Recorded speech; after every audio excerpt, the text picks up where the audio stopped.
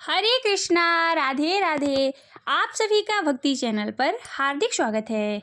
आप सुन रहे हैं वैशाख मास महात्म्य की कथाएं। आज आप सुनेंगे वैशाख मास महात्म्य का तीसरा अध्याय। नारद जी बोले, वैशाख मास में तेल मलना, दिन में सोना, कांसे के बर्तन में भोजन करना, खाट में सोना, घर में स्नान निषिद्ध है, दोबारा भोजन और रात्रि में भोजन वर्जित है। वैशाख के महीने में नियम पूर्वक कमल के पत्तों पर भोजन करने से सब पापों से निवृत्त होकर विष्णु लोक मिलता है। वैशाख की दोपहरी में थके हुए ब्राह्मण की चरण सेवा करने से सब व्रतों में उत्तम है।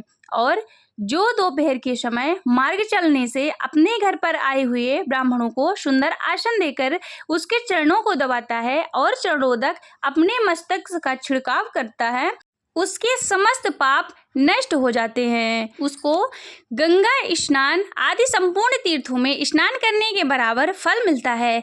जो मनुष्य वैशाख में स्नान नहीं करते, वह कमल के पात्र पर भोजन नहीं करते और वह गधैया की योनि पाता है, पीछे खच्चरी की योनि में जाता है। और मनुष्य हष्ट पुष्ट रोगहीन और स्वस्थ होकर भी वैशाख में स्नान नहीं करता तो वह चंडाल की योनि को पाता है। हे राजन, वैशाख के महीने में मेष की संक्रांति के दिन बाहर जाकर किसी तीर्थ स्नान नहीं करता, वह 100 जन्म तक कुत्ता की योनि पाता है। जो मनुष्य इस वैशाख के मास में बिना स्नान किए अथवा बिना दान किए व्यतीत करता है, वह पिशाच योनि को प्राप्त कर नरकों में चला जाता है।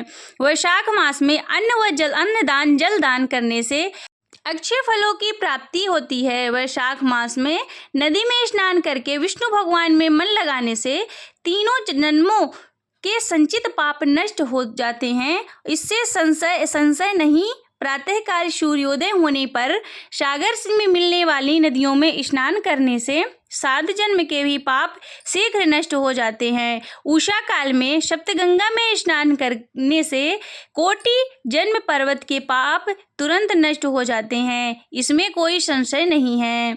जाह्नवी, वृद्धगंगा, कालिंदी, सरस्वती, कावेरी, नर्मदा और वेणी, यह 7 गंगा कही गई हैं। वैशाख माह में देव खाद अर्थात अप्रकृत जलाशयों में स्नान करने से जन्म से लेकर उस समय तक के सब पाप नष्ट हो जाते हैं, इसमें कोई संशय नहीं है। वैशाख महीने में फावड़ी में स्नान करने से बड़े बड़े पाप नष्ट हो जाते हैं और घर के अलग अलग गौ के चरण रखने पर जगह जगह समान जल भरा हो, वहाँ गंगा से आदि लेकर सब नदी निवास करती हैं। यह बात निश्चय है। जो इस बात को जानता है उसको संपूर्ण तीर्थों का फल मिलता है। हे राजन, रसों में दूध अधिक और दूध से दही अधिक और दही से घृत उत्तम है। ऐसे ही महीनों में कार्तिक मास से माघ मास अधिक महत्व है और माघ से वैशाख मास अधिक महत्व है। इस महीने में जो धर्म किया जाता है वह वड़ के बीज की तरह बढ़ता है। धन संपदा अथवा अत्यंत दरिद्री अथवा पराधीन को भी जो वस्तु मिल जाए वह ब्राह्मण को देनी उचित है। कंद मूल फल शाक नमक गुड़ बेर पत्र जल और जो वस्तु दान की जाएगी अपरिवर्तित होती जाएगी, बिना दिए ब्राह्मण देवताओं को भी नहीं मिलेगा। दान नहीं करने से दरिद्रता आ जाती है और दरिद्री होने से पाप मिलता है, पाप करने से नरक मिलता है। इसलिए सुख की इच्छा करने वाले को अवश्य दान करना चाहिए। कोई बड़ा मकान अच्छा सुंदर और सब सामग्रियों से शोभायमान हो, उस पर छत ना हो तो शोभा नहीं पाता।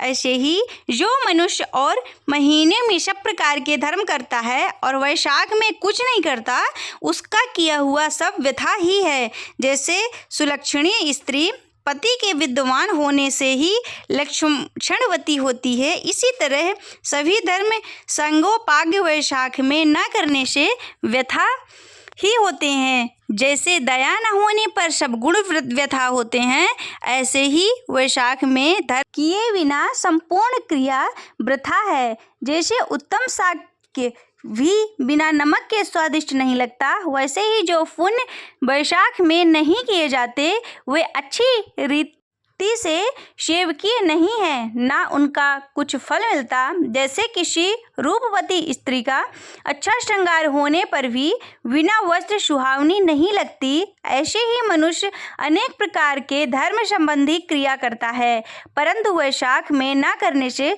सब शोभा को प्राप्त नहीं होती। इसलिए जैसे वने वैसे प्रयत्न पूर्वक वैशाख में धर्म करना उचित है, यह बात निश्चय है। मेष की संक्रांति में मधुसूदन भगवान का ध्यान करके प्रातः काल स्नान कर और फिर विष्णु का पूजन करें। ऐसा ना करने पर नरक प्राप्त होता है। वैशाख का महीना सर्वश्रेष्ठ और अति फलदायक महीना है और इसके भगवान मधुसूदन देवता हैं। तीर्थ यात्रा, जप, तप, दान और होम आदि का फल भी इसमें अधिक होता है। इस मंत्र से मधुसूदन भगवान की प्रार्थना करें। मधुसूदन देवेश वैशाखे मेष गेखौ प्रातः स्नानम करिष्यामि निर्विघ्नं कुरु। अर्थात हे मधुसूदन देव, हे माधव, मैं वैशाख में मेष की संक्रांति पर प्रातः स्नान करने की कामना करता हूँ। आप इसे निर्विघ्न पूर्ण कीजिए। हरे कृष्णा।